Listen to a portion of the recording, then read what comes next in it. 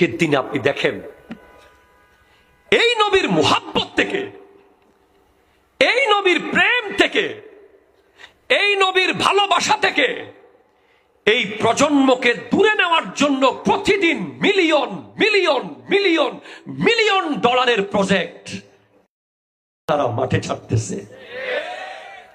আমি যদি এখন এখান থেকে একজন যুবককে দাঁড় করাই, তাকে যদি বলি যে তুমি বলিউডের একজন বিশ্ববিখ্যাত সিঙ্গারের নাচ গান শোনাও, সে চট করে গেয়ে দিতে পারবে।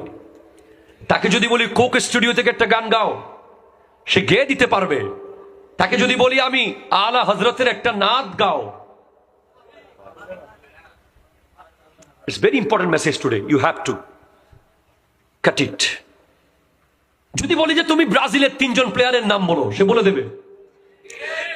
যদি বলি আর্জেন্টিনার 2 জন প্লেয়ারের নাম বলো, সে বলে দেবে। যদি বলি জান্নাতের সুসংবাদ প্রাপ্ত 10 জন সাহাবার নাম বলো, পারবে না। যদি বলি ইংরেজি 12 মাসের নাম বলো, সে বলে দেবে।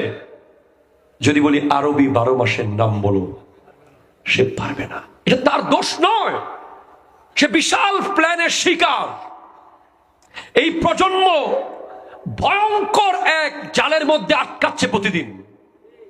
অথচ আপনি কি জানেন, আলা হযরত ইমাম আহমদ রেজা খান ফাজিলে বেরলভী রহমতুল্লাহ আলাইহি, যিনি মুহাদ্দিস, মুফাসসির, মুফতি, যিনি হাজার হাজার কিতাব লিখেছেন, আমার নবীর দিদার, সরাসরি দিদার, উনি কোরআনের ব্যাখ্যা লিখেছেন, উনি হাদিসের ব্যাখ্যা লিখেছেন, উনি ফতোয়ার কিতাব লিখেছেন, উনি উসুল লিখেছেন, উনি বালাগাত লিখেছেন, উনি মান্তিক লিখেছেন।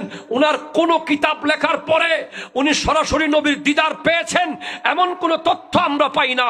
যে মাত্র উনি নবীর রওজার সামনে গিয়ে নাতে রাসূল লিখতে শুরু করে দিলেন, ওয়াসুয়ে লাল আজার ফিরতে হ্যায় তেরে দিন এ বাহার ফিরতে হ্যায়, কোই কিউ পুছে তেরি বাত রাজা তুঝসে কুত্তে হাজার ফিরতে হ্যায়। নবীজির নাত গাওয়ার সাথে সাথে নবীর রওজা থেকে দিদার দিয়ে দিয়েছেন আল্লাহ।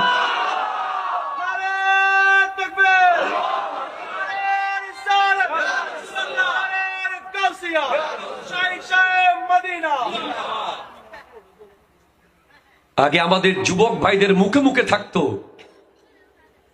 চলতে পথে থাকতো, সোনার মদিনা আমার